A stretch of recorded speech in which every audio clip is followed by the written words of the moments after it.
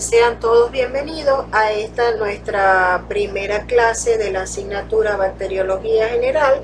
En esta sesión trataremos lo concerniente a una breve introducción al estudio de la bacteriología y me corresponde el honor de darles esta clase. Yo soy la profesora Maribel Castellano, licenciada en bioanálisis con maestría en microbiología y título de doctora en ciencias de la salud, recientemente jubilada de la Cátedra de Bacteriología General, pero que continúo activa y que voy a estar con ustedes durante el curso de esta asignatura. Ahora bien, no podemos hablar de bacteriología sin definir previamente lo que es la microbiología. Y el término microbiología, desde el punto de vista etimológico, deriva de tres palabras griegas. Micros, que quiere decir pequeño, bios, que quiere decir vida, y logos o logía, que significa tratado o estudio. De tal manera que la microbiología podríamos decir que etimológicamente es el estudio de la vida microscópica. Para definir a esta ciencia debemos comenzar diciendo que es una rama de la microbiología que estudia los microorganismos que no son visibles a simple vista, debido a su pequeño tamaño, que solamente se evidencia a través del microscopio. Entonces, la microbiología es una rama de la biología y es la ciencia que va a estudiar a todos los microorganismos, independientemente de cuál sea su tipo, es decir, va a estudiar a las bacterias, a los hongos, a los protistas, a los parásitos en su ciclo de vida microscópico, es decir, los protozoarios, y aquellos otros agentes o entidades acelulares que también son de tamaño inferior al visible por el ojo humano, como son los virus, los viroides y los priones.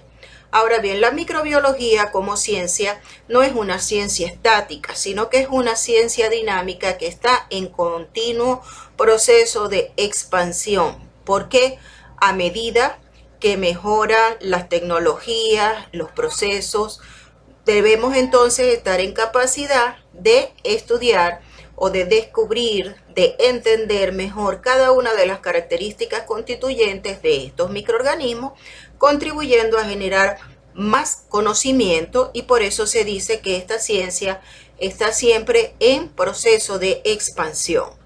La microbiología, en consecuencia, nos va a permitir conocer el mundo de los microorganismos, entender su importancia y aprovechar la gran diversidad de sus funciones para mejorar la calidad de vida del hombre.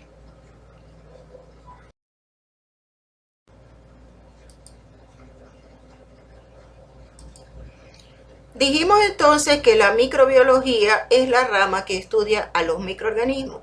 Debemos entonces definir qué es un microorganismo.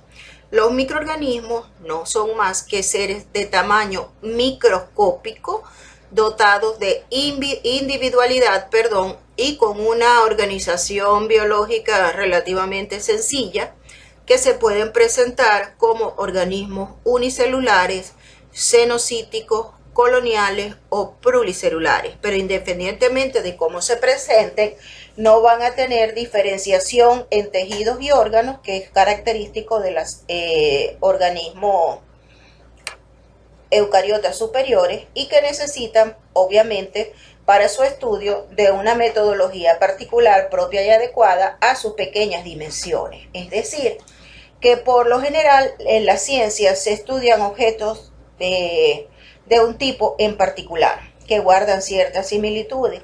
En este sentido, la microbiología es diferente porque la característica que se utiliza para agrupar a estos organismos como microorganismos, objetos de estudio de la microbiología, es una característica artificial que no es más que su dimensión o su tamaño. Y por esto es que dentro de los microorganismos hay una gran diversidad de formas, estructuras, etc. Porque, de hecho, bajo esta denominación de microorganismos se engloban tanto organismos celulares, como serían las bacterias, los protozoarios, los hongos, mientras que también hay entidades acelulares, como les dije, que serían los virus, los viriones, los viroides y los priones. Entonces, dentro de los microorganismos celulares, como mencionamos, están todos los organismos procariotas y los organismos eucariotas, que son microscópicos. ¿Y cuáles son esos? Algunos protozoarios, hongos y algas microscópicas, mientras que las acelulares, como ya les dije, están constituidas por los virus, viroides y priones. Para facilitar entonces el estudio y comprensión de los objetos de estudio de la microbiología, esta microbiología se ha subdividido en 4 ramas básicas en base al tipo de microorganismo en estudio.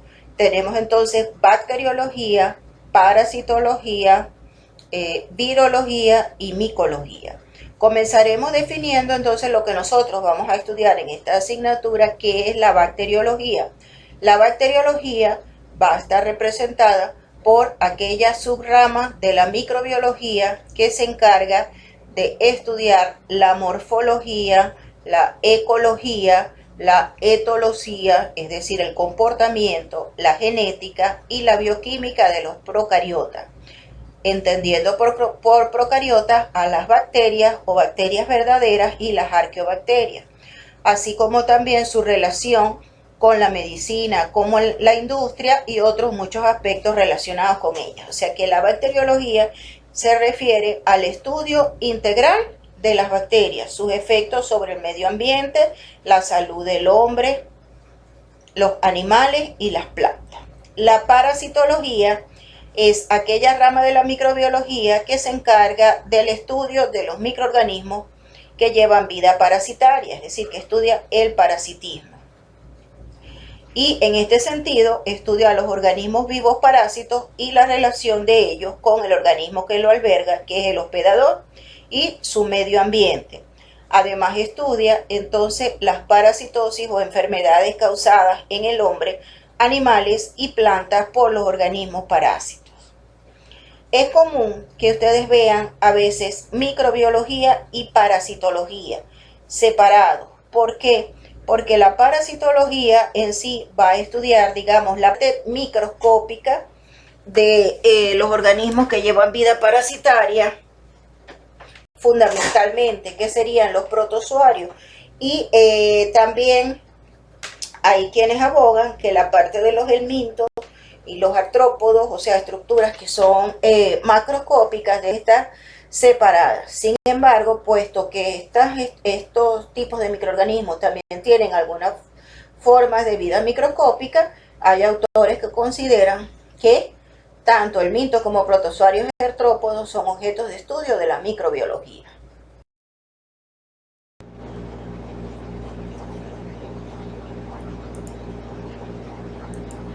Tenemos entonces como la tercera rama de la microbiología a la micología, que es aquella rama de la microbiología que se va a encargar del estudio de los hongos de manera integral, incluyendo sus propiedades genéticas y bioquímicas, su taxonomía y su posible uso por parte del ser humano como fuente de yesca, entendiendo por yesca a cualquier material seco, un trapo seco, un cardo, etcétera, que sirva para que cualquier chispa nos ayude a producir fuego con él.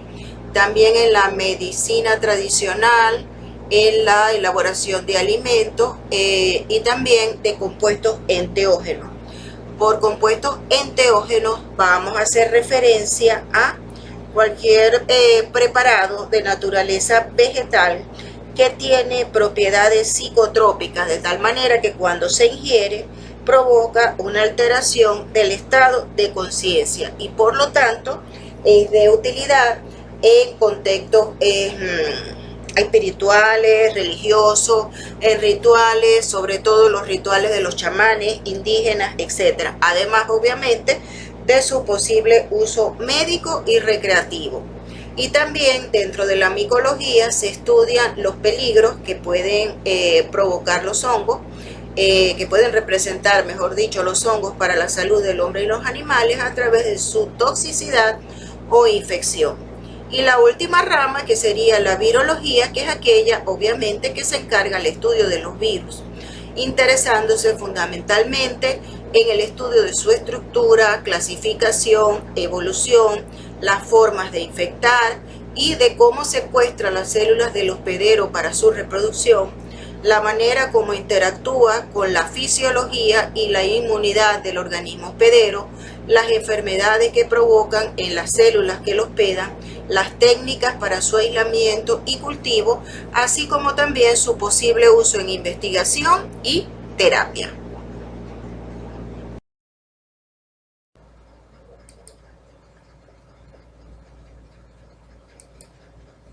Los microorganismos son ubicuos en la naturaleza.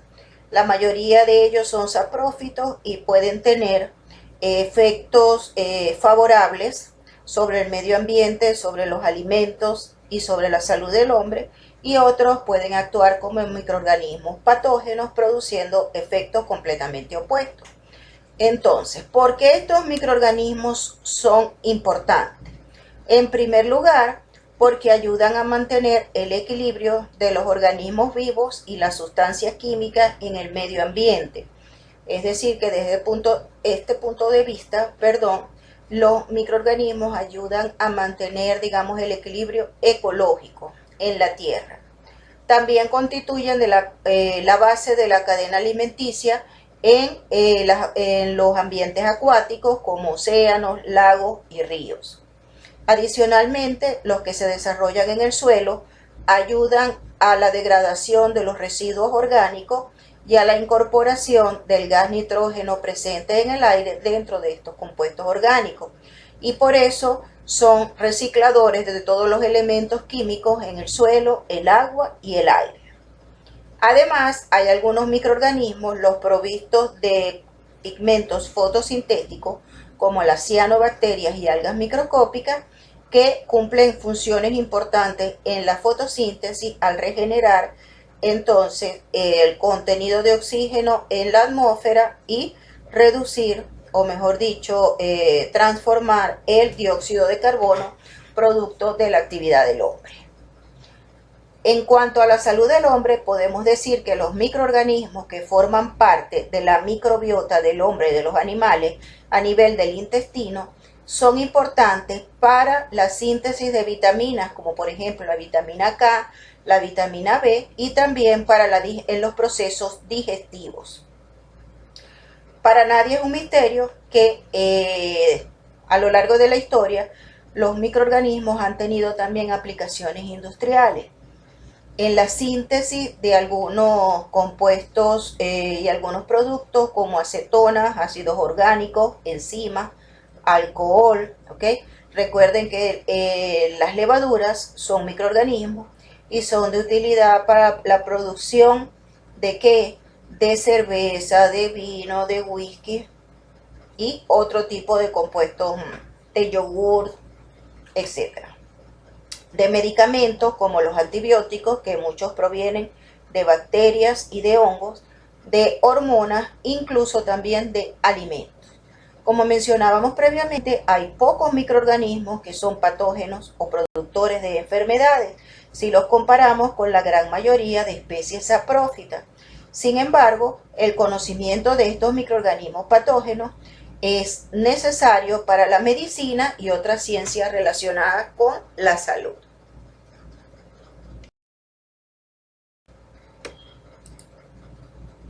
Ya hablamos de las ramas de la microbiología. Ahora vamos a ver cuáles son los campos de aplicación de esta ciencia.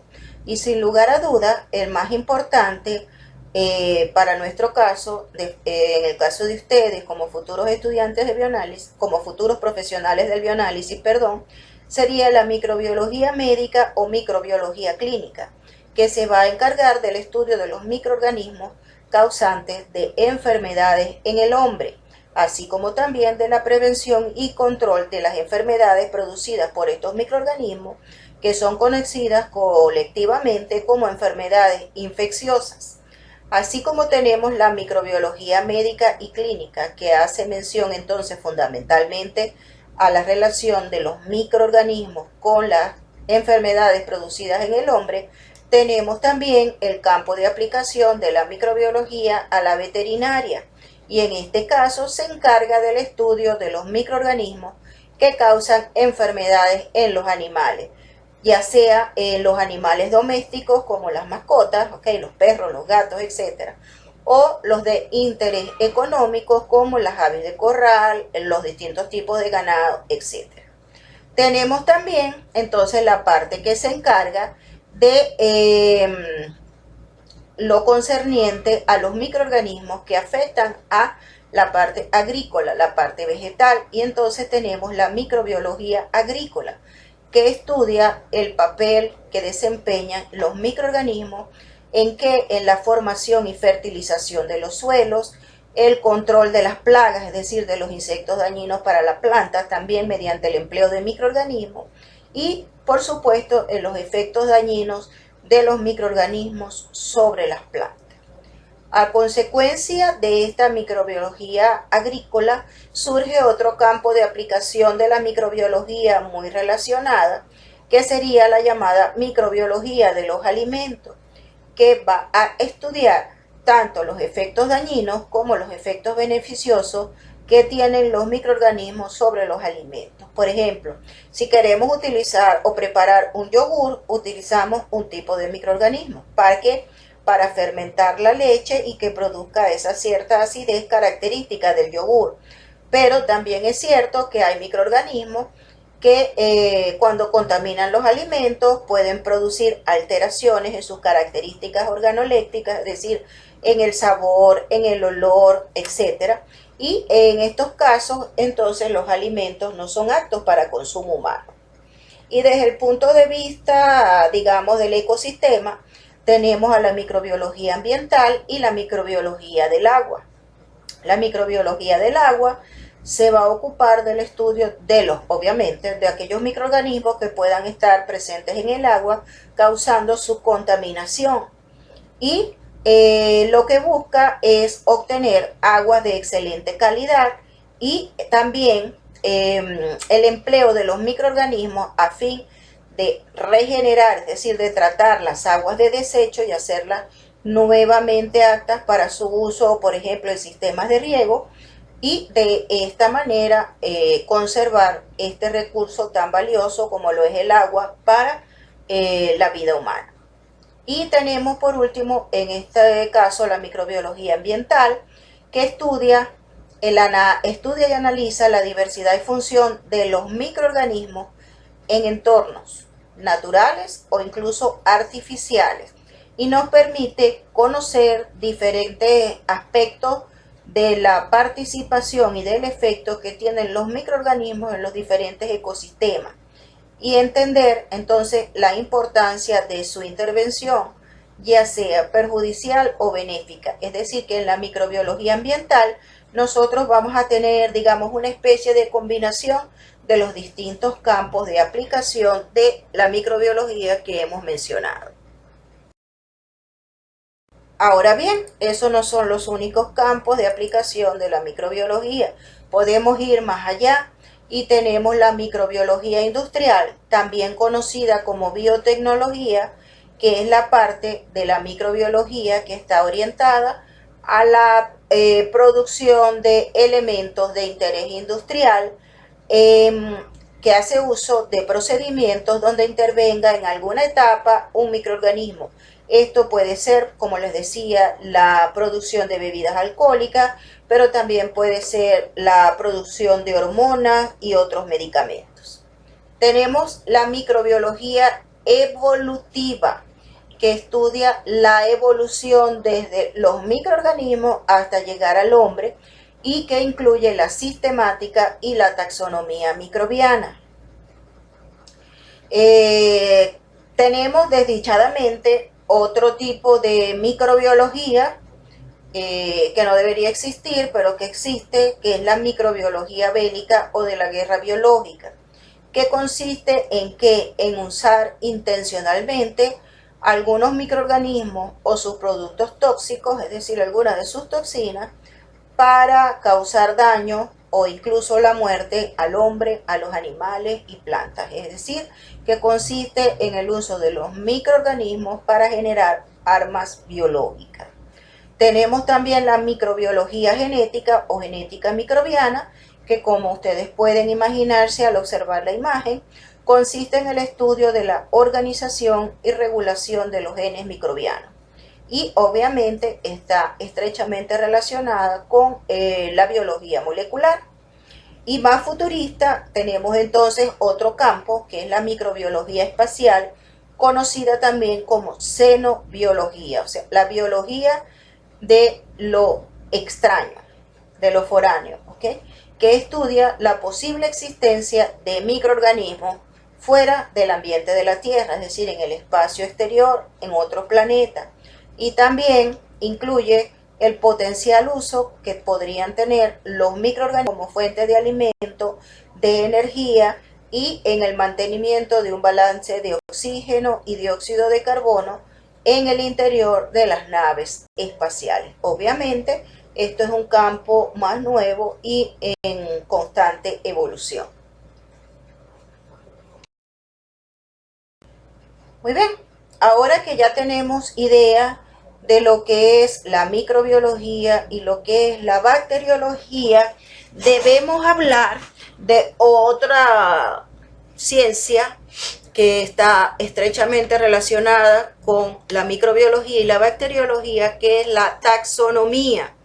Como nosotros sabemos, en la naturaleza hay una gran variedad de organismos y hace falta un conocimiento ordenado de estos organismos. Por lo que surge entonces otra ciencia, que es la taxonomía. Esta palabra deriva del griego taxis, que quiere decir estructuración u orden, y nomos, que quiere decir ley.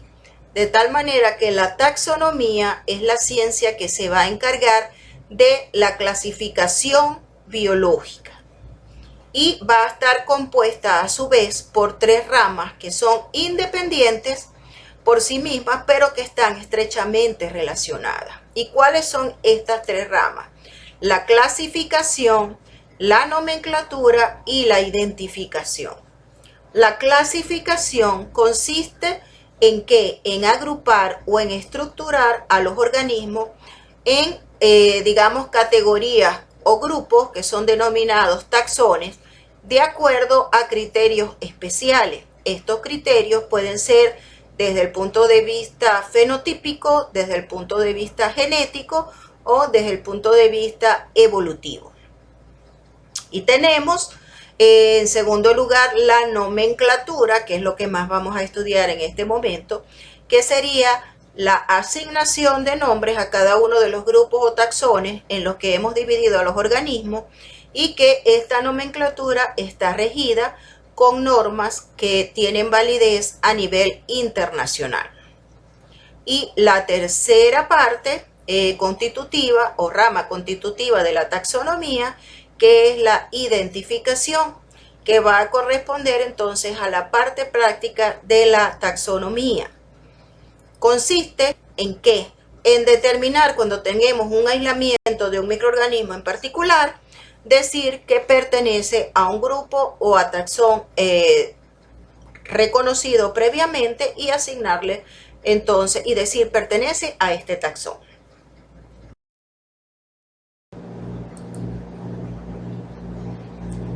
Aquí tenemos también una representación, digamos, esquemática en manera jerárquica de la taxonomía microbiana, como tienen las tres ciencias que son independientes pero interrelacionadas, que son la clasificación, la nomenclatura y la identificación. Y dentro de la clasificación decíamos que consistía en asignarle a los organismos, ¿verdad?, que pertenecían a un grupo determinado en base a ciertas características.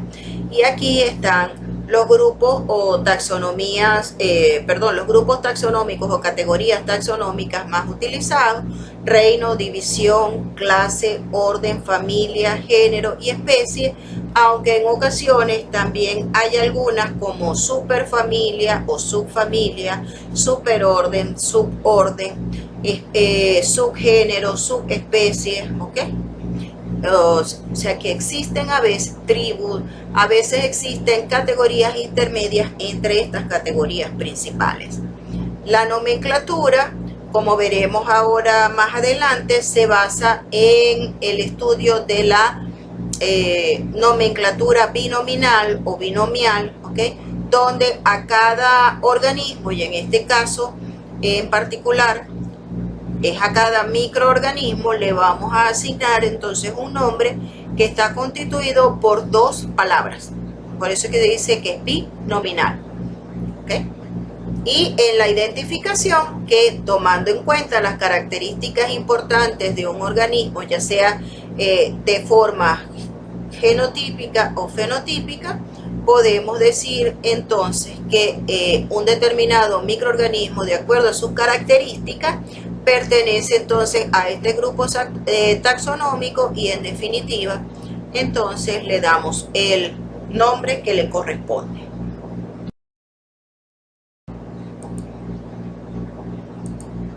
Entonces, debido a la gran diversidad de seres vivos que existen, la taxonomía o ciencia de la clasificación biológica adquiere una gran importancia porque nos va a permitir organizar todo el conocimiento disponible acerca de los organismos. Este conocimiento organizado nos va a permitir plantear predicciones, formular hipótesis que sirvan de base para nuevas investigaciones que a futuro nos permitan generar nuevos conocimientos. Además, nos permite ubicar a los microorganismos en grupos útiles y significativos. Al mantener entonces todos los contenidos, todos estos conocimientos de manera ordenada, permite a los biólogos y a todos los científicos que se desarrollan en el área biológica trabajar y comunicarse de forma eficiente. Y obviamente es esencial para la identificación exacta de los organismos.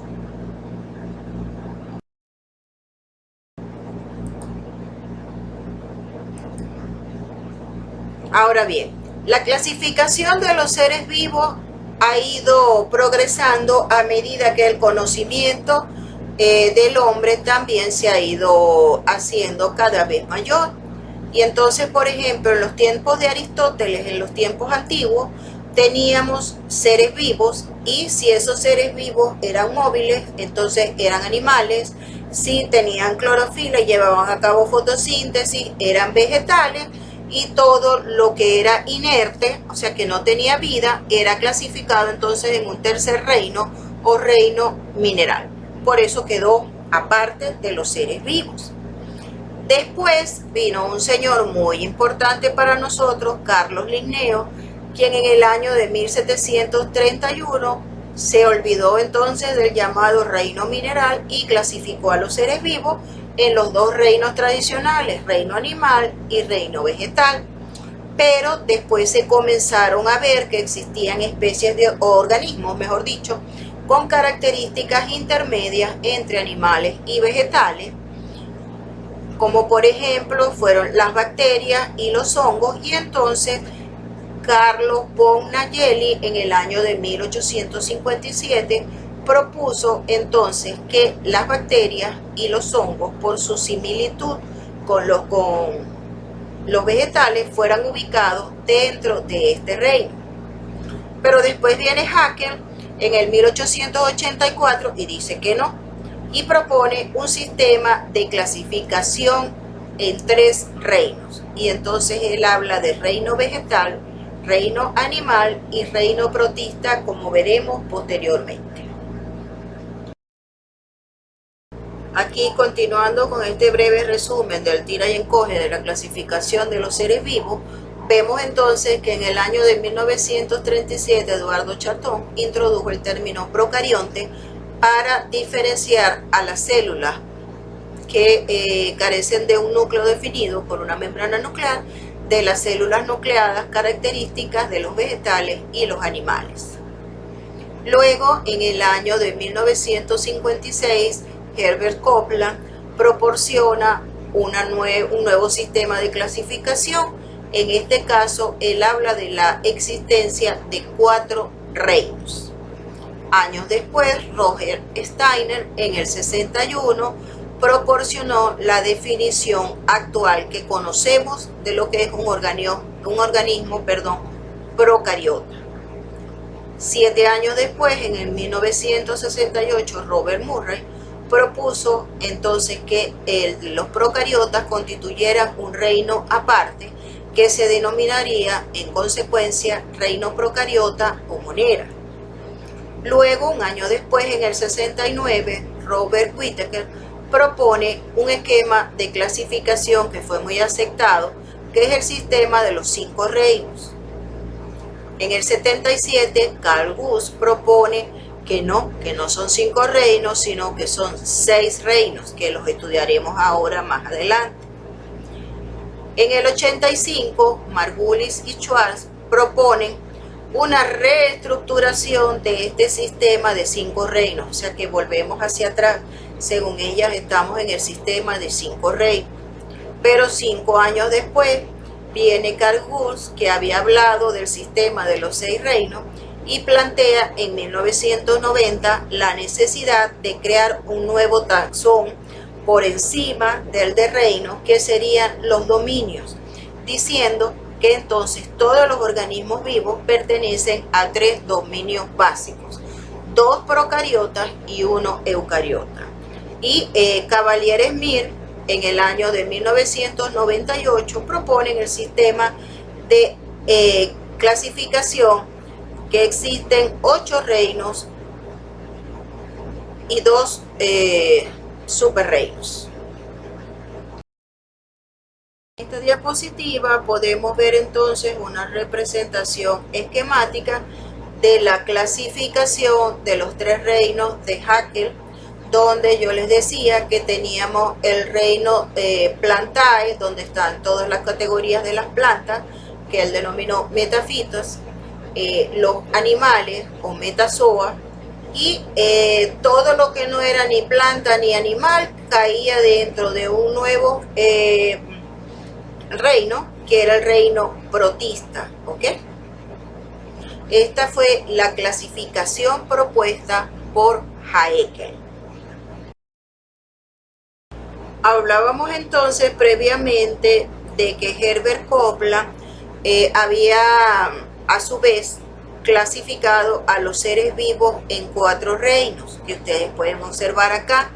Separa entonces a los organismos protistas nucleados de las bacterias que no tienen núcleo, y entonces forma el sistema según el cual los seres vivos estarían divididos en 4 reinos diferentes. Tenemos el reino Animalia, que son los animales que nosotros conocemos actualmente, el reino Plantae, que son las plantas, el reino Monera, donde estarían los procariotas que no tienen núcleo como las bacterias, y el reino Protista, donde estarían organismos microscópicos eucariotas nucleados, como por ejemplo las amibas. En el año de 1969, como les señalé previamente, este señor Robert Whittaker propuso un nuevo sistema de clasificación de 5 reinos basándose en el tipo celular que presentaba el organismo, es decir, si era eucariota o era procariota, en el nivel de organización, es decir, si eran unicelulares o multicelulares, en relación al tipo de nutrición, si se nutrían por absorción de nutrientes, por ingestión de los mismos, o si eran capaces de elaborarlos por sí mismos a través de la fotosíntesis. También tomó en cuenta las relaciones evolutivas. Fue un sistema de clasificación que es compatible con estudios de bioquímica, de genética y de ultraestructura de los organismos, y que además apoyaba o reforzaba la teoría endosimbiótica propuesta por Lynn Margulis, que también es conocida como la teoría de la endosimbiosis seriada, que esta teoría, muy brevemente, simplemente lo que hace es describir el paso, el surgimiento o evolución de las células eucariotas a partir de las células procariotas, mediante una serie sucesiva de incorporaciones simbiogenéticas en las bacterias. En este sistema entonces tenemos, decíamos, 5 reinos. Tenemos el reino procariota, también conocido como reino monera, que son obviamente organismos procariotas unicelulares. Y dentro de este reino tenemos entonces a las bacterias verdaderas, gram positivas, gram negativas, a las cianobacterias, las arqueobacterias y las bacterias desprovistas de pared celular, como los micoplasmas. En un segundo reino tenemos a los protistas, que son organismos eucariotas y fundamentalmente unicelulares. Y aquí tendríamos a las algas rojas, a los protozoarios fundamentalmente. Y tendríamos entonces 3 reinos eucariotas, que son la mayoría multicelulares, donde tenemos a los hongos, que se nutren por absorción, a las plantas, que lo hacen por fotosíntesis, y a los animales por ingestión. Este sistema, debido a su gran sencillez y utilidad, se mantiene incluso vigente en la actualidad. Sin embargo, desde el punto de vista del conocimiento ya está completamente desfasado, ¿ok? Pero sin embargo es uno de los sistemas más estudiados y más utilizados.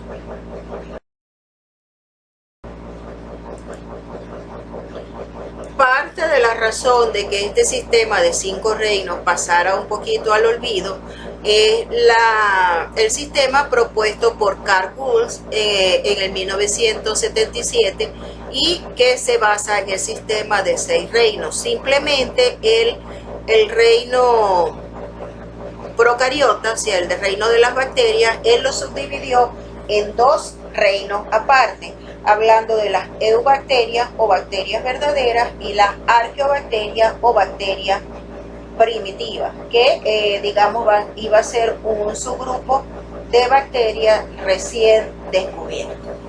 El resto de los otros 4 reinos continuaban exactamente iguales.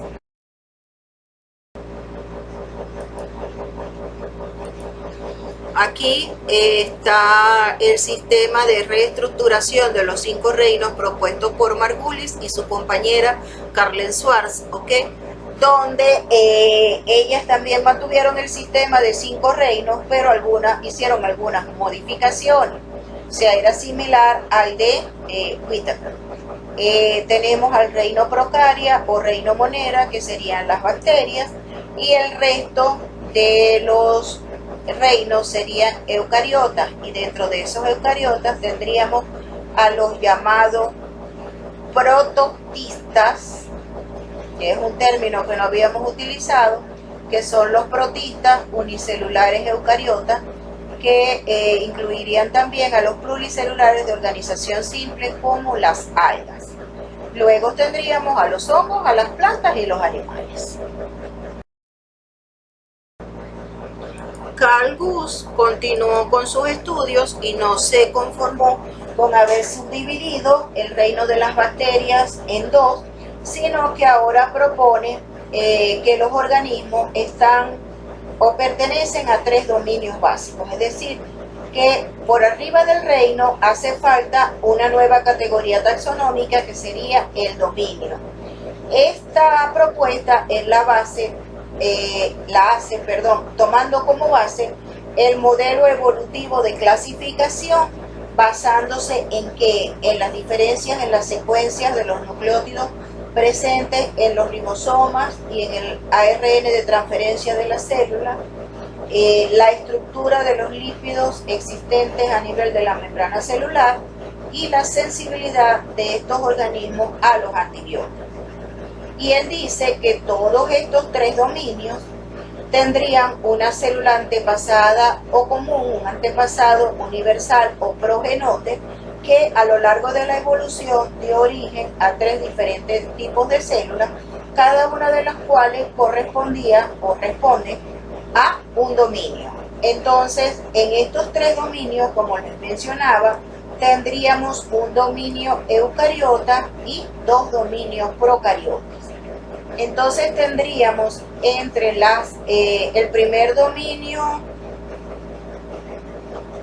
procariota a las bacterias o bacterias verdaderas, donde tenemos a las gram negativas, a las gram positivas, a los cloroplastos, las cianobacterias, las mitocondrias y las dermatodas. Fíjense que aquí aparecen junto con los microorganismos algunos organelos que después van a formar parte de los organismos eucariotas, y esto se explica a través de la teoría endosimbiótica que hemos mencionado previamente. Que estas mitocondrias y estos cloroplastos fueron incluidos entonces en el interior de una célula que llegó a ser la célula eucariota. El segundo dominio procariota estaría constituido entonces por las arqueobacterias, que tendrían a los organismos hipertermófilos, metanógenos y halófilos extremos. Y dentro de los eucariotas tenemos entonces a los animales, a los hongos mucosos, los omicotes, las amibas, los cromitas, las plantas, los ciliados, los euglenoceos, los mohos plasmodiales, las microporas y archezoas. Vamos entonces a hablar un poquito de cada uno de estos tres dominios, y vamos a comenzar con el dominio de las arqueobacterias. Obviamente son organismos o células procariotas cuyas membranas celulares están compuestas por cadenas de carbono ramificadas unidas al glicerol por uniones éter, a diferencia de lo que existe en las bacterias, que son uniones éster, como veremos más adelante en el tema de ultraestructura de la célula bacteriana. Las arqueobacterias pueden tener una pared celular, pero no contiene péptidoglucano en su composición, y esto lo hace resistente a los agentes antibacterianos que afectan el péptidoglucano, pero conservan su sensibilidad frente a los agentes que afectan a los eucariotas. Otra característica de los microorganismos que pertenecen a este dominio es que poseen ARN ribosómico y ARN de transferencia diferentes a las bacterias y a los eucariotas. Por eso son considerados en un dominio aparte y viven a menudo en ambientes extremos. Y como mencionábamos previamente, incluye entonces a los organismos metanógenos, los halófilos extremos y los termoacidófilos. Aquí vemos cómo el dominio arquea entonces ha sido, digamos, subdividido en tres reinos, con base a los estudios filogenéticos más actuales. Y tenemos el reino Crenarchaeota, que está integrado por los llamados microorganismos hipertermófilos, es decir, que les encantan las temperaturas sumamente elevadas. El segundo de los reinos es el Euriarchaeota, donde la mayoría de los individuos son metanógenos y halófilos extremos. Y el tercer y último reino, el Porarchaeota, integrado por individuos que se desarrollan en aguas termales. Pasamos entonces al dominio de las bacterias verdaderas o eubacterias, que son las que vamos a estudiar nosotros en esta asignatura, que también son células procariotas y al igual que los eucariotas tienen membranas compuestas por cadenas carbonadas ligadas al glicerol por uniones éster. Su pared celular generalmente está presente y el principal constituyente es el péptidoglucano. Por esto son sensibles a los agentes antibacterianos tradicionales, sobre todo a los que afectan la síntesis del péptidoglucano de la pared celular. Su ARN ribosómico y ARN de transferencia difiere de las arqueobacterias y de los eucariotas, por eso es que son clasificados en un dominio aparte. Y estas bacterias son muy ubicuas en la naturaleza y tenemos dentro de ellas a los micoplasmas, que están desprovistos de pared celular, las cianobacterias, conocidas también como algas verde azuladas, que son bacterias que pueden llevar a cabo la fotosíntesis. Y por último, las bacterias gram positivas y gram negativas, que estudiamos rutinariamente. Entonces tenemos el tercer de los dominios, que es el dominio eucariota, que a su vez entonces va a estar constituido por 4 reinos. El reino de los protistas, que contiene a los protozoarios, las algas y los protistas micoides, los hongos, que contiene los zigomicetos, ascomicetos, basidiomicetos y deuteromicetos, las plantas, briofitas, traqueofitas sin semillas, gimnospermas y angiospermas, y los animales, ya sean mesozoas, parazoas o eumetazoas. Este dominio eucaria está constituido obviamente por células eucariotas, cuyas membranas celulares están compuestas por cadenas de carbono unidas al glicerol por uniones éster, al igual que como ocurría en las bacterias, pero en este caso pueden presentar pared celular o no, pero en caso de que la posea no contiene péptidoglucano, sino que en el caso de los hongos contiene queratina y en el caso de las plantas contiene celulosa. No son sensibles a los agentes antibacterianos tradicionales, sobre todo los que afectan la síntesis del péptidoglucano. Poseen ARN ribosómico y ARN de transferencia diferente a las bacterias y a las arqueas. Pueden habitar en diferentes ambientes y, como ya mencionábamos, incluyen entonces los 4 grupos de organismos que hemos mencionado: protistas, hongos, plantas y animales. Como los archezoa están en la base del imperio eucariota. En segundo lugar a los euglenozoa o cromistas. Estos protistas sí poseen mitocondrias, pero tienen una característica, y es que son fotosintéticos y son organismos eucariotas, obviamente.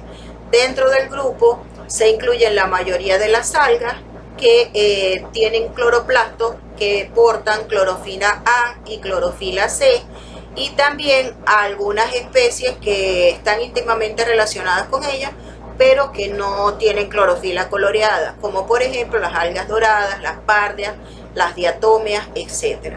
Y por último tenemos la protozoa, que a menudo es llamada protista. Sin embargo, esto es un término incorrecto porque no solamente los protozoarios son protistas. Los protozoarios incluyen a los protistas que poseen mitocondrias, pero que además de eso carecen de pigmentos fotosintéticos y de organelos fotosintéticos, como por ejemplo las amibas, los paramecium, etc. Hemos pasado entonces muy brevemente por todo ese ir y venir de los sistemas de clasificación de los organismos vivos. Vamos a hablar de cuáles son las principales categorías taxonómicas o jerárquicas en las que se clasifican los organismos, que yendo de lo más alto a lo más bajo, tendríamos que entonces los organismos vivos, el dominio o el nivel más elevado de clasificación biológica sería el dominio. Después vendría el reino, que es un conjunto de filum relacionados. Luego viene una clasificación artificial, que sería la sección o división, que es utilizado en sistemática para poder, digamos, manejar más fácil la clasificación de los organismos. Posteriormente viene el filum o grupo de clases relacionadas, luego las clases, que es el grupo de órdenes relacionadas, orden, grupo de familias relacionadas, familia, grupo de género relacionado, y en el género son grupos de especies relacionadas. Cuando hablamos de especies en bacteria, hablamos de organismos de un mismo tipo que comparten una serie de características, ¿okay? Y tenemos que hay una cierta categoría inferior a la especie, que es la subespecie, o sea que puede ser infraespecífico y que tiene importancia en estudios clínicos y epidemiológicos. Pero repito, entonces estas serían los principales taxones o categorías jerárquicas: dominio, reino, filo o división, clase, orden, familia, género y especie. Por lo general, lo que más manejamos en el laboratorio es la parte de género y especie. Entonces decíamos que un género es un grupo de especies relacionadas que está claramente separado uno de otro, es decir, que son especies distintas porque son un grupo de organismos que comparten propiedades principales que son comunes a ese género, pero que difieren con respecto a otros en cuanto a la presencia o ausencia de algunos caracteres menos significativos. Y aquí tenemos como ejemplo algunos de los géneros más comunes en microbiología clínica entre las bacterias gram positivas y gram negativas. Tenemos, por ejemplo, entre los bacilos tenemos a Clostridium, a Listeria, Bacillus, Bifidobacterium, Actinomyces, Propionibacterium, Lactobacillus y Acetobacter. Y dentro de los cocos gram positivos tenemos al Streptococcus, Estafilococcus, Enterococcus, y de los cocobacilos al Corynebacterium. Mientras que en los gram negativos tenemos a los cocos gram negativos de importancia clínica, fundamentalmente Neisseria. Tenemos a los bacilos gram negativos como Legionella, Klebsiella, Salmonella, Shigella, Yersinia, Escherichia, a los bacilos gram negativos curvos como Helicobacter y Campylobacter, y a los bacilos gram negativos no fermentadores como Moraxella, Acinetobacter y algunos anaeróbicos como Veillonella.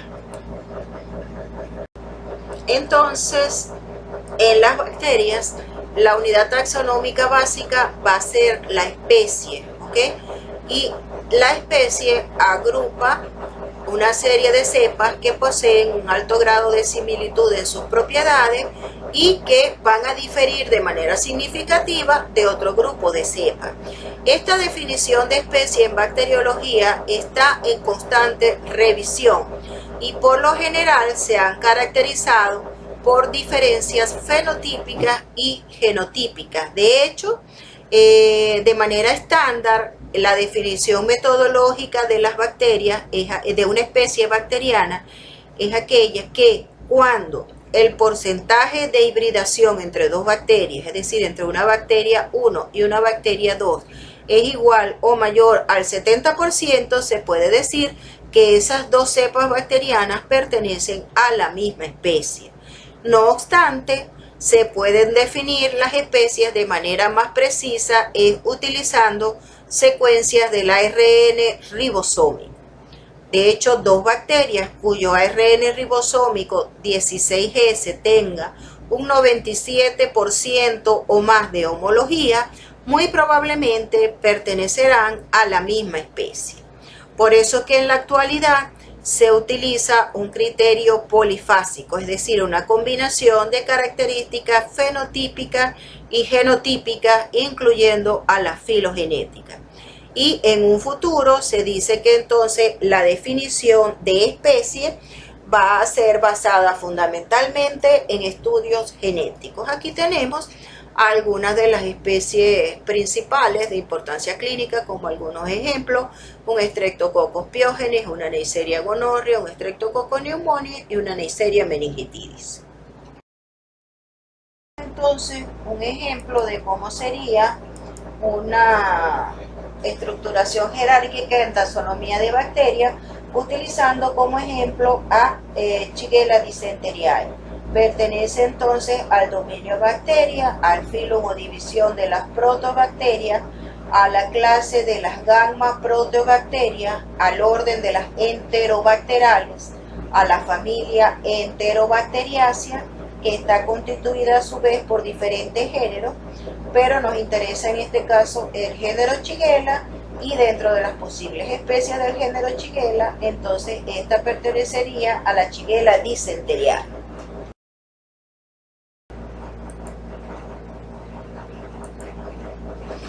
Existe otro concepto muy importante para nosotros, que es la llamada cepa bacteriana. Una cepa bacteriana no es más que un conjunto de descendientes provenientes de un único aislado bacteriano. Es decir, serían los hijitos de una célula bacteriana, el cual es crecido o obtenido en un medio puro y usualmente se compone de una sucesión de organismos que derivan de una misma colonia inicial, ¿ok?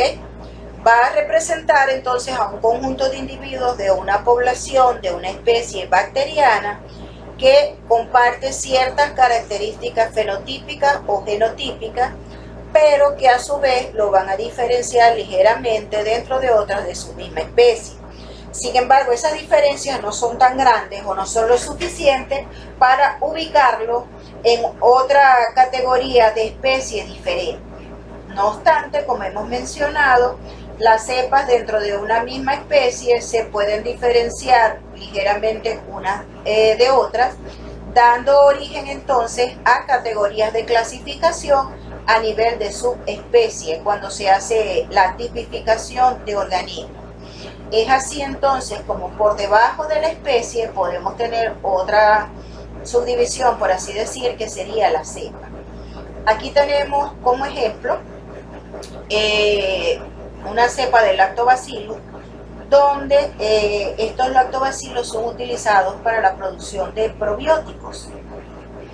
Entonces, por ejemplo, el Lactobacillus reuteri es utilizado para la producción de estos probióticos, pero un producto probiótico producido, por ejemplo, con una cepa de Lactobacillus reuteri NCIMB 3242, no es igual al producto probiótico que obtenemos de otras cepas del Lactobacillus reuteri, que es el mismo género, la misma especie, pero que está identificada con la cepa DSM 17938.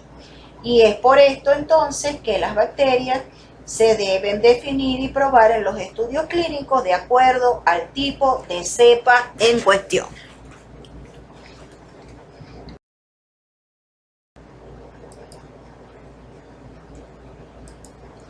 Cuando hablamos entonces de categorías de clasificación a nivel de subespecie, es decir, que estamos haciendo una tipificación, vamos a obtener en consecuencia una serie de variedades o tipos cuya denominación ocurre en base a, digamos, a lo que estamos probando.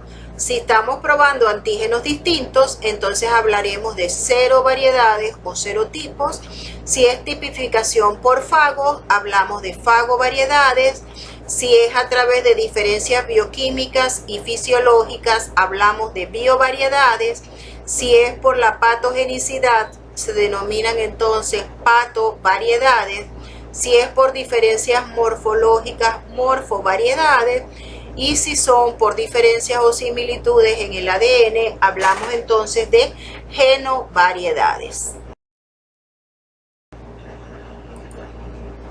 No podemos hablar de la clasificación, la taxonomía de las bacterias sin mencionar la obra del señor Berger. Este señor Berger es el principal culpable, el principal autor del Comité Internacional de Bacteriología Sistemática, que contiene todas las reglas para la denominación de los procariotas clasificados recientemente y para la asignación de los procariotas a los diferentes taxones. Y también él está, es el principal autor de, o fue mejor dicho, el principal autor de la revista, el Journal Internacional de Bacteriología Sistemática, donde se describen todos los procariotas existentes y las evidencias disponibles para su clasificación. Este manual, obviamente, cada cierto tiempo se actualiza posterior a la muerte del señor Berger, ¿okay? Lo hacen otro grupo de científicos, pero se conoce popularmente como el Manual de Berger en honor a su creador.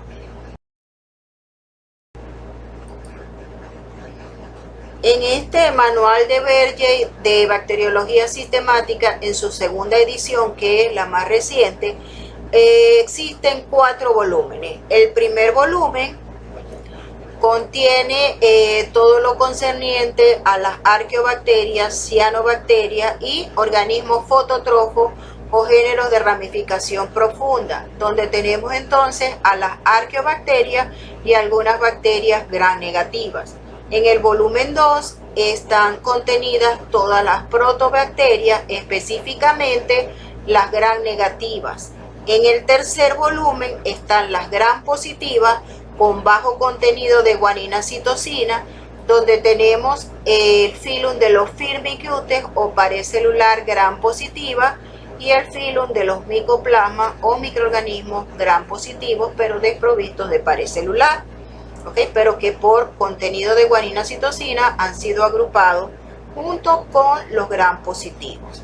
Tenemos las gram positivas con alto contenido de guanina citosina, donde están los actinomicetes que anteriormente eran clasificados como hongos, y en el quinto volumen están las clamidias, espiretas, bacteroidetes y fusobacterias, que son estos, digamos que son filos separados de bacterias misceláneos, y cada uno tiene una secuencia exclusiva de ARN ribosómico completamente diferente a la de los otros filos.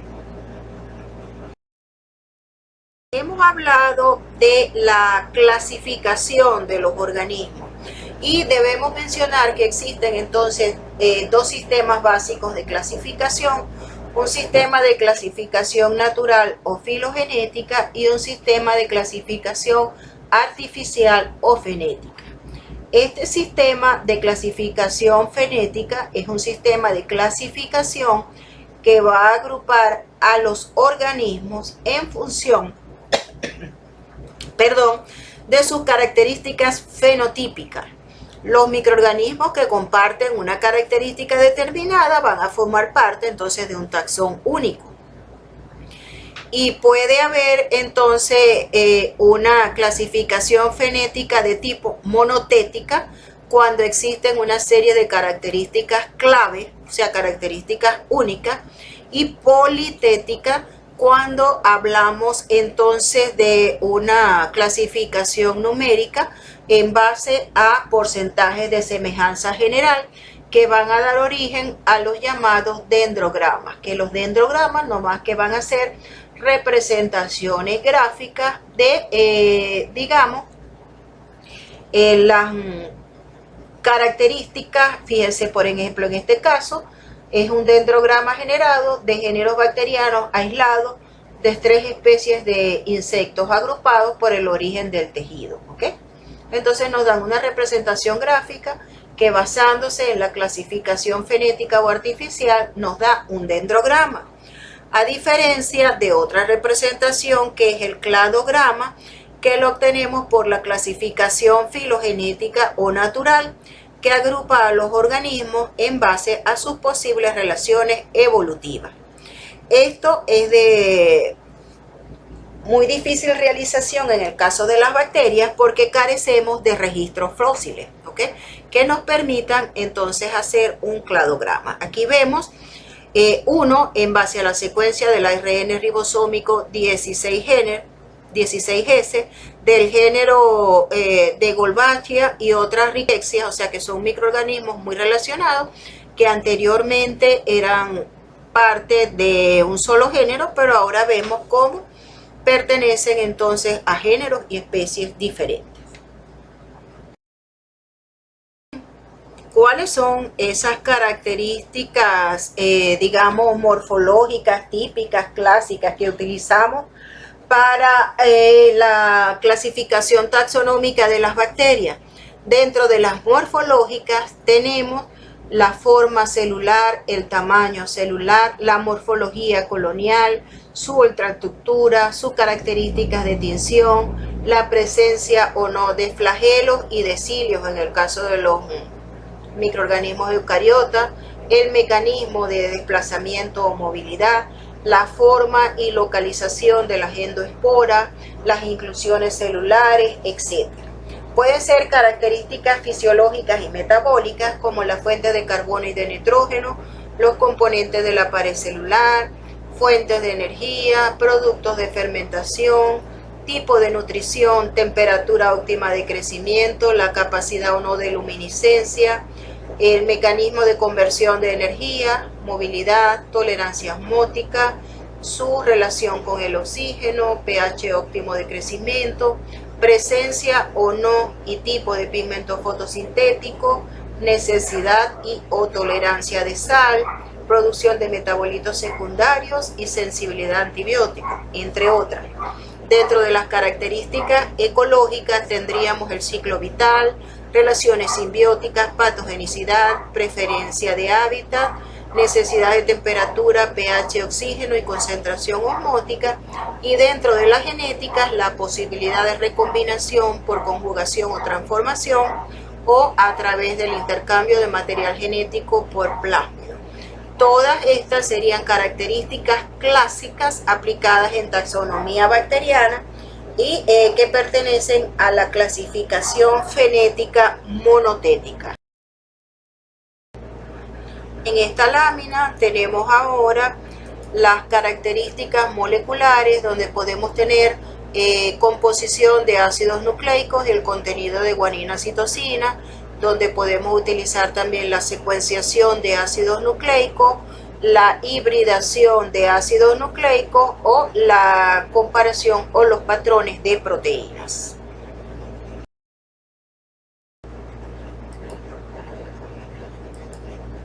Esto es un ejemplo de una taxonomía bacteriana clásica basada en caracteres fenotípicos, donde se van haciendo una serie de caracteres o llaves dicotómicas que son ampliamente utilizadas en la identificación, que no tienen nada que ver con las relaciones filogenéticas, y en los que la identificación se va a basar es en preguntas sucesivas. Cada una de estas preguntas va a tener dos posibles respuestas, o sí o no, positivo o negativo. Por ejemplo, a partir del intestino de un animal obtenemos entonces un cultivo puro, que es lo que quiere decir un cultivo acélico. Hacemos una coloración de Gram, vemos que es un bacilo Gram negativo. Entonces ya descartamos todo lo que es Gram positivo, nos quedamos con lo que es Gram negativo. Una vez que vemos para acá, vamos a la morfología colonial. ¿Es un coco o es un bacilo? Es un bacilo, descarto los cocos. ¿Okay? La forma de bacilo, voy ahora al requerimiento de oxígeno. ¿Es anaeróbico facultativo o es aerobio estricto? Es un anaeróbico facultativo. Me pregunto, ¿fermenta la lactosa con producción de ácido y gas o no? Entonces, si resulta que sí, yo descarto a los que no fermentan lactosa. Le hago otra serie de pruebas bioquímicas, indol, rojo de metilo, Mogen-Proskauer, etc.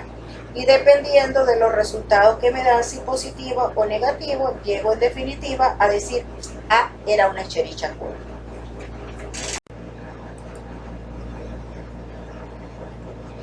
En el sistema de clasificación fenética o politética, la agrupación en unidades taxonómicas o taxones se hace en base a métodos numéricos. Se utiliza un gran número de caracteres fenotípicos, no menos de 60. Se le confiere a cada uno de los caracteres un igual peso, y luego la similitud se va a determinar en función de la proporción de caracteres comunes, estableciéndose coeficientes de asociación entre los microorganismos, y estos son los utilizados para construir entonces las matrices de semejanza y dendrograma que nos permiten entonces llevar a cabo los procesos taxonómicos. Aquí vemos la matriz de semejanza, donde vemos que al comparar el microorganismo con el 1 con el 6, tenemos un 0.38% de similitud, el 2 con el 5 y así sucesivamente, y que a cada porcentaje, a cada rango o porcentaje de semejanza se le confiere un color determinado.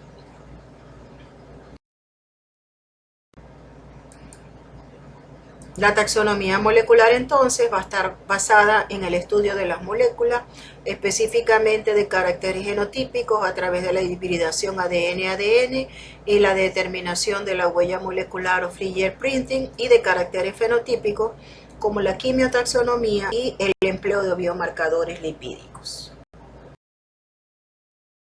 En esta lámina tenemos una representación gráfica de la hibridación ADN-ADN, donde tenemos un organismo 1 que se va a comparar con el 2, el 3 y el 4. Entonces, primero el ADN del microorganismo debe ser extraído, cortado, marcado radiactivamente y sometido a procesos de desnaturalización, y luego se pone a hibridar con el ADN de cada uno de los microorganismos con el que se desea comparar, y se compara entonces después el porcentaje de hibridación. Si se dice que el porcentaje de hibridación corresponde a un 100%, quiere decir que corresponde a la misma cepa que vendría a ser el control. Si el porcentaje de semejanza es igual o mayor al 50%, entonces los dos microorganismos pertenecen a la misma especie. Si ese porcentaje de semejanza es del 25%, corresponden al mismo género, y si es del 7%, pertenecen a distintos géneros. Obviamente, entonces en estos casos, el porcentaje de similitud, o sea, va a depender de la secuencia completa del genoma. Es útil para discriminar entre microorganismos estrechamente relacionados, y este es el criterio actual de definición de especie que les decía que tenía que ser el porcentaje de semejanza igual o superior a un 75%. En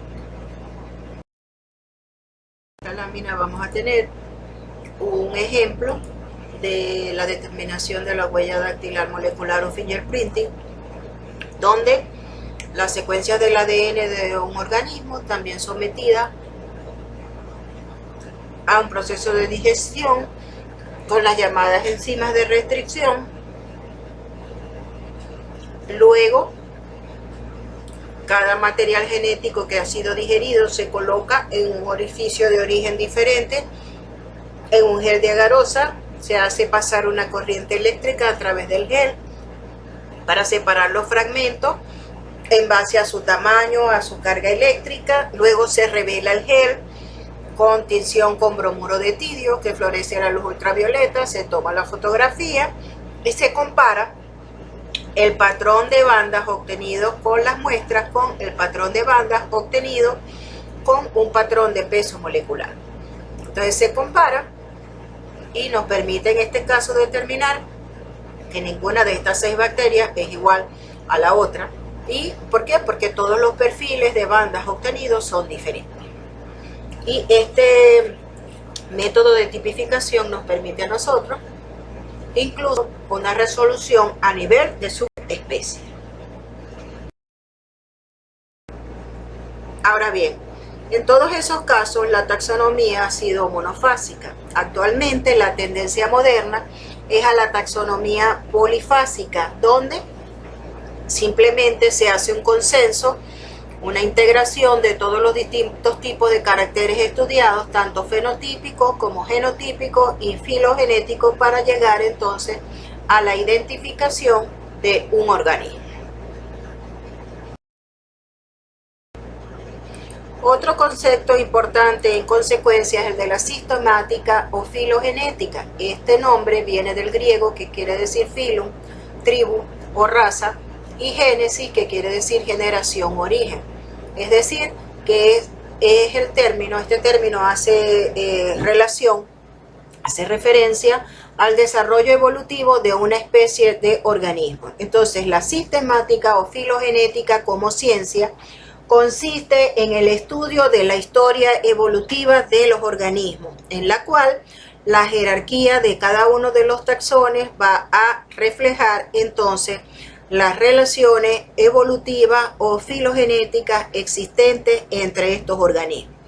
Se dice entonces que en el caso particular de las bacterias, que son nuestro objeto de estudio, todas tienen un antepasado universal.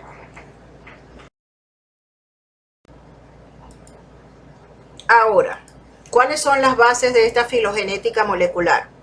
En primer lugar, se basa en la premisa, en la suposición de que estos cambios en las secuencias ocurren de manera aleatoria, ocurren al azar y dependen del tiempo, y que cierta proporción de estos permanece fijo en las moléculas, o sea que son secuencias que se conservan a lo largo del tiempo. De manera pues que entonces estos caracteres filogenéticos nos permiten plantear hipótesis de evolución y determinar entonces las posibles relaciones de parentesco entre las diferentes especies. ¿Cómo? Comparando la secuencia de determinadas moléculas conocidas como cronómetros evolutivos, estableciendo entonces las posibles relaciones entre ellas. Y de esta manera las secuencias de estas moléculas sirven como un registro histórico de la evolución. Para determinar entonces esta filogenética, las moléculas más utilizadas son el ARN ribosómico, ya sea 5S, 16S o 23S, la subunidad beta de la TPasa, el gen REC-A, el factor de elongación y también algunos genes funcionales.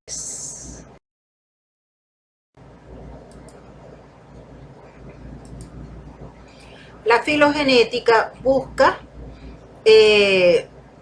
crear un árbol filogenético universal, y este árbol filogenético no va a ser más que una hipótesis de la relación evolutiva entre microorganismos en base a una secuencia de un determinado gen que se compara en todos los organismos que existen en el presente. Entonces, obviamente para su construcción, se hacen una serie de suposiciones que como tales pueden tener un factor de error.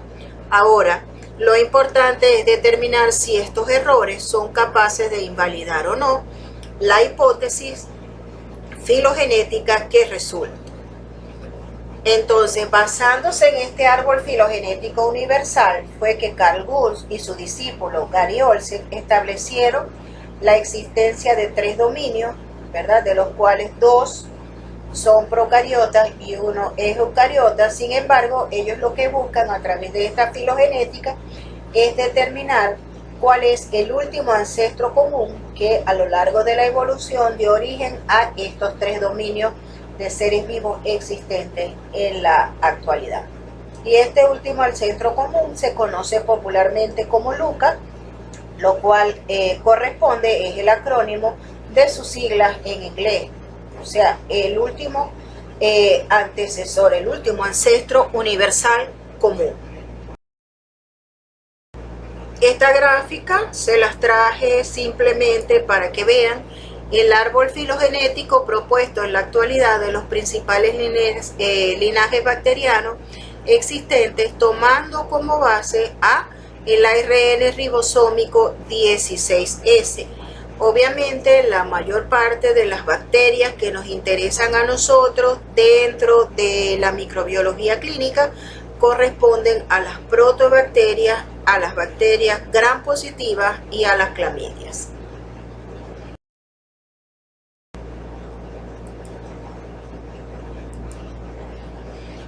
Ahora vamos a hablar de la nomenclatura de los organismos. Ya hablamos de la clasificación, hablamos de la identificación, no hemos hablado de la nomenclatura. El gran padre de la nomenclatura y la clasificación bacteriana, sin duda, es este señor que está acá, Carl Linneo.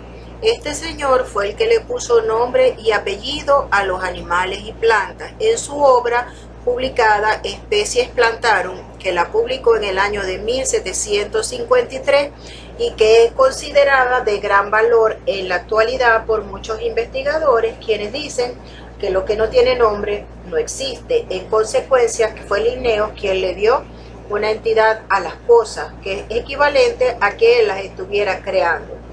En su obra, él hizo una serie de observaciones muy meticulosas, principalmente de plantas y en menor proporción de animales, y en base a algunas características que resaltaran, él les dio una denominación específica.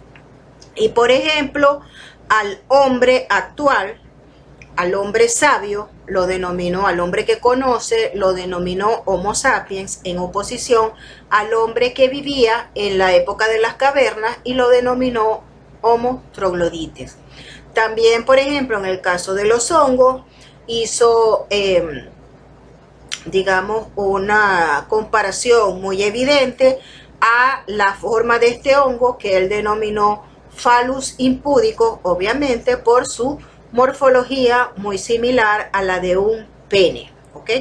Y obviamente este sistema de nomenclatura binominal que existe desde hace más de 300 años es lo que hace que Linneo sea un mito para la biología, y repito que es considerado el padre de la nomenclatura de los seres vivos. Ahora, binominal de nomenclatura se aplica a los niveles de género y especie. La nomenclatura de los grupos superiores, es decir, familia, orden, suborden, clase, subclase, filo, dominio, etc. Para estos, la terminología es uninominal, es decir, que están constituidos por una palabra únicamente y siempre se deben escribir con la primera letra en mayúscula. Y a diferencia de los de género y especie, no deben ir en itálica, ni en letra cursiva, ni subrayado. Pero sí se rige por estrictas normas de ortografía, que no todas son aplicables a las bacterias, pero sí algunas. Por ejemplo, al orden se le asigna un radical, pero el nombre siempre termina en el sufijo ales, como ven aquí ustedes, orden actinomycetales, en este ejemplo. El suborden siempre termina con la misma raíz, pero terminado en ineae. Aquí ven, suborden Corinebacterinae. El nombre de la familia se forma agregando el sufijo eae. Por ejemplo, familia Mycobacteriana, familia Staphylococcacea, Streptococcacea, etc. Si es el caso de que exista una subfamilia, se forma entonces agregándole al mismo radical el sufijo oideae. Si hay una tribu, se denomina agregando el sufijo eae, como la tribu Proteae, por ejemplo, y si hay una subtribu, se agrega el sufijo inae.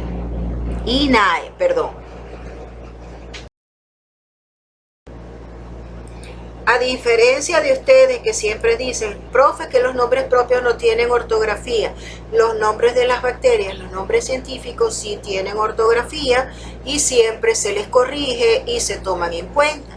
Entonces, a nivel de género y especie, a los organismos se les asigna entonces un nombre que va a estar formado por dos palabras, como mencionamos, y por eso es que se dice que es una nomenclatura binominal.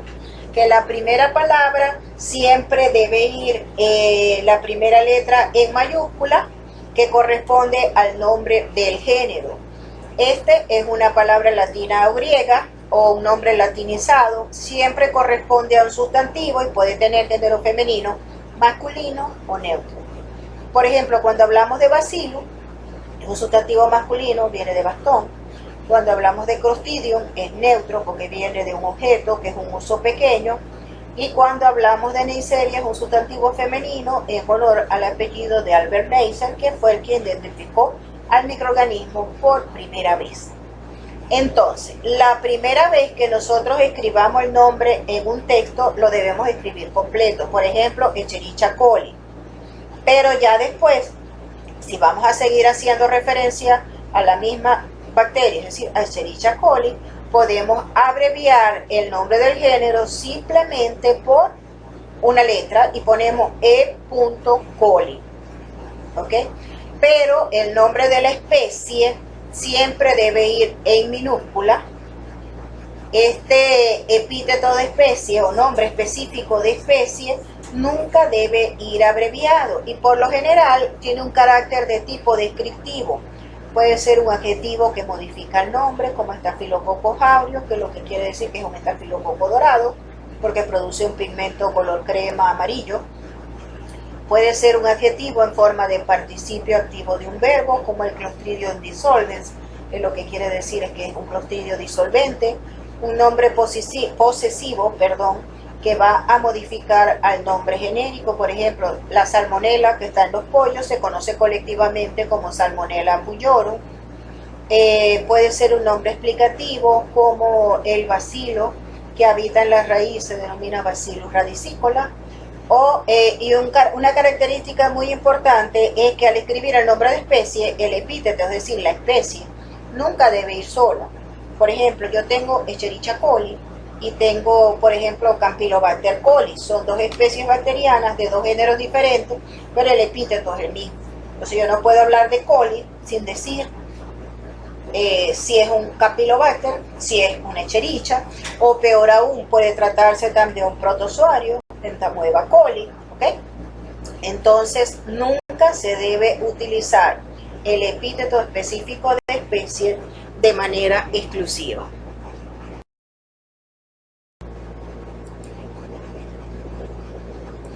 Aquí hay algo por lo que yo siempre peleo con mis tesistas y es el escribir de manera correcta los nombres de los microorganismos. Siempre los nombres de los microorganismos deben estar destacados en los textos. Si lo hacen a mano, porque ya ustedes ni conocen lo que es una máquina de escribir, entonces se debe subrayar, como ustedes ven acá. Ahora, como escribimos habitualmente en computadora o por imprenta, debe ir en letra cursiva o letra itálica, como es este caso, o en negrillas o negrita. Lo que sí no puedo hacer es ponerlo en negrilla, subrayado y en itálica.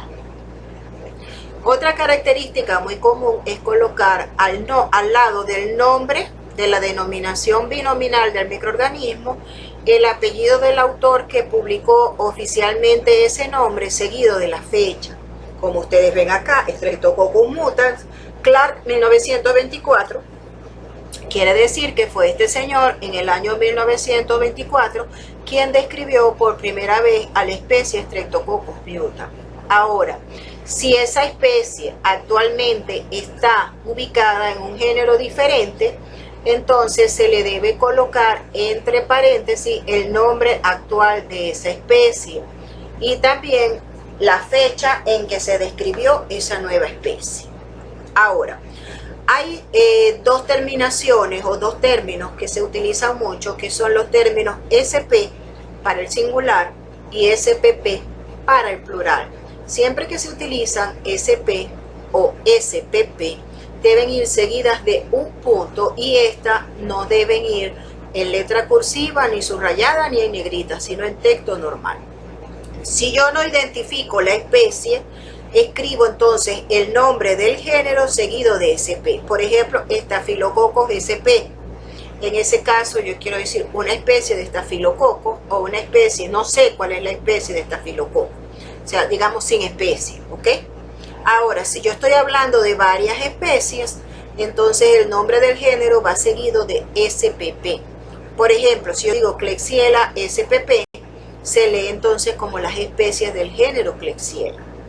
Todas estas reglas de nomenclatura bacteriana los van a encontrar ustedes en el Código Internacional de Nomenclatura Bacteriana, cuyo nombre en inglés observan aquí en la diapositiva.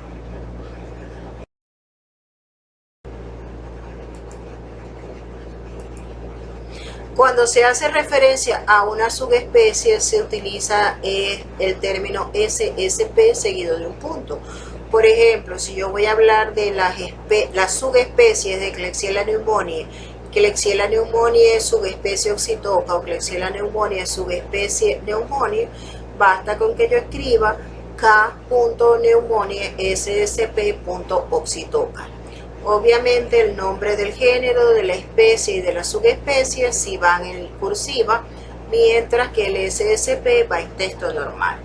Otro aspecto muy importante y que ustedes pueden ver que, como les voy a enseñar a continuación, que es muy común que exista este error en los artículos científicos, es que los microorganismos no tienen género ni femenino ni masculino y por eso nunca deben ser precedidos por artículos como el, la, los, etc. O sea, lo correcto es escribir el género y la especie del microorganismo como tal.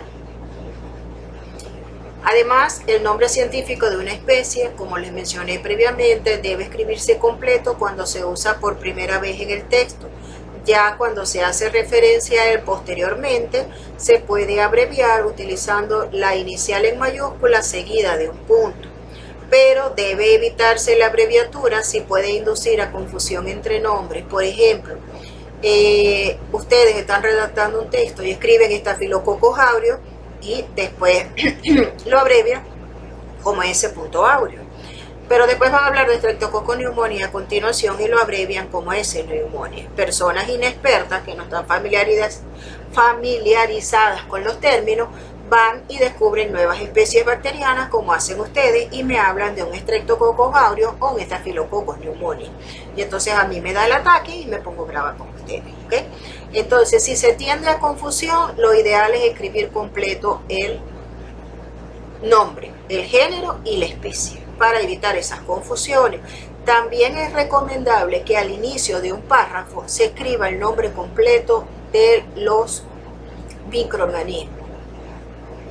Ahora bien, el que esté interesado en el tema, todas estas reglas de nomenclatura bacteriana se encuentran dentro del Código Internacional de Nomenclatura Bacteriana, cuya denominación en inglés hace acá entre paréntesis. Esta diapositiva se la traje simplemente para que ustedes vean que no es mentira lo que les estoy diciendo, los errores que se cometen a la hora de escribir artículos científicos. Este que está a la izquierda es un extracto de una tesis de una universidad no venezolana, afortunadamente, donde fíjense, la tesis se titula Prevalencia de estafilococos aureus en los hemocultivos tomados en la unidad de cuidados intensivos de adultos del Hospital Universitario San Jorge de Pereira, y fíjense, comienza en la introducción con el estafilococcus aureus, o sea, el delante de un estafilococcus aureus, el artículo el no se utiliza, eso es incorrecto.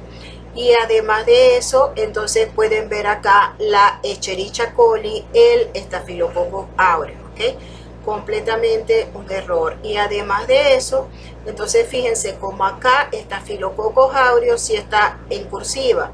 Acá, cuando está abreviado, no está en cursiva. Acá estafilococcus aureus no está en cursiva, pero Escherichia coli sí. O sea, tienen una indecisión, ¿ok? Acá es otro ejemplo. Fíjense, esto es una tesis. Esto es una revista, es un artículo de una revista titulado Resistencia a meticilina y susceptibilidad a vancomicina de estafilococcus aureus aislados en sangre.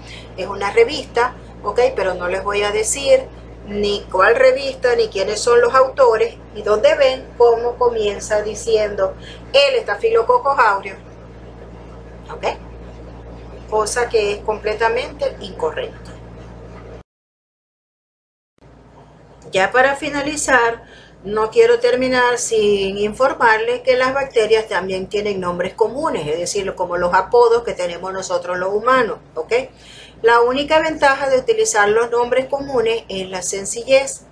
Sin embargo, cuando se utilizan nombres vulgares y científicos, generalmente los nombres científicos se deben colocar entre paréntesis si acompañan a los vulgares. Y ustedes ven acá entonces como el nombre científico de un microorganismo que es Neisseria gonorrhea, el nombre común es gonococo. Para Mycobacterium tuberculosis, el nombre común es el Bacillus tuberculosis. Para el Corynebacterium diphtheria, que es el agente causal de la difteria, el nombre científico es el Bacilo difterico. Para el Staphylococcus, en lenguaje coloquial se escribe así, Staphylococcus. Y Salmonella, fíjense, el nombre científico va en cursiva con doble L y en común va con una sola L y sin cursiva.